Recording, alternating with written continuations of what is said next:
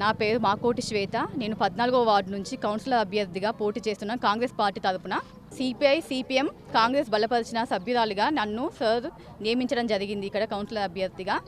నా ముందు ఉన్న ప్రియారిటీస్ ఫస్ట్ పారిశుద్ధ్య సమస్యలు, సైడ్ డ్రైనేజ్ సమస్యలు, సీసీ రోడ్లు, కోతుల నుంచి చాలా సమస్యలు ఉన్నాయని చాలామంది అదే చెప్తున్నారు. పిచ్చి కుక్కలు, మళ్ళీ దోమల సమస్య, మంచినీటి సమస్య, ఇవి ఇందిరమ్మ ఇల్లులు కానీ, శ్మశాన వాటికలు, రేషన్ కార్డు సమస్య, ఇండ్ల పంపిణీ, ఇవన్నీ కూడా నా ముందు ఉన్నాయి. ఖచ్చితంగా వీటిని అన్నిటిని నేను నాకు ఇచ్చిన 5 సంవత్సరాల సమయాన్ని వినియోగించుకొని అందరికీ న్యాయం జరిగేలాగా చేస్తానని నేను మీ అందరికీ మాటిస్తున్నాను. మీకు ఎప్పటికీ అందుబాటులో 24 గంటలు నా అందుబాటులోనే ఉంటాను. ఖచ్చితంగా ఎక్కడికి పోను నేను, ఎందుకంటే నా పుట్టిల్లు ఇదే, నా మెట్టిల్లు ఇదే. నేను ఏ చుట్టాలింటికి కానీ ఎక్కడికి పోను, ఇక్కడే ఉంటాను. మీకు ఎప్పటికీ అందుబాటులో ఉండి మీ సమస్యలన్నీ పరిష్కరిస్తానని నేను తెలియజేస్తున్నాను. బలపరిచిన అభ్యర్థిగా దొంగల స్వరూప ఐలయ్య జంగేడు.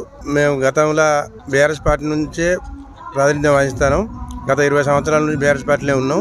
మేము వాడవాడలో తిరిగినప్పుడు అందరూ మాకే ఓటేస్తామని హామీ ఇస్తారు.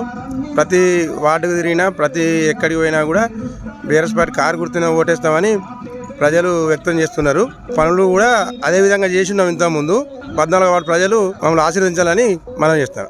గెలిచిన తర్వాత మేము అందరికీ అందుబాటులో ఉంటాం. ఇంతకుముందు అందుబాటులో ఉన్నాం, ఇప్పుడు అందుబాటులో ఉంటాం. ఇంకేమన్నా మిగిలి ఉన్న పనులను కూడా అతి తొందరలో చేయిస్తామని వార్డు ప్రజలకు విజ్ఞప్తి చేస్తున్నాం.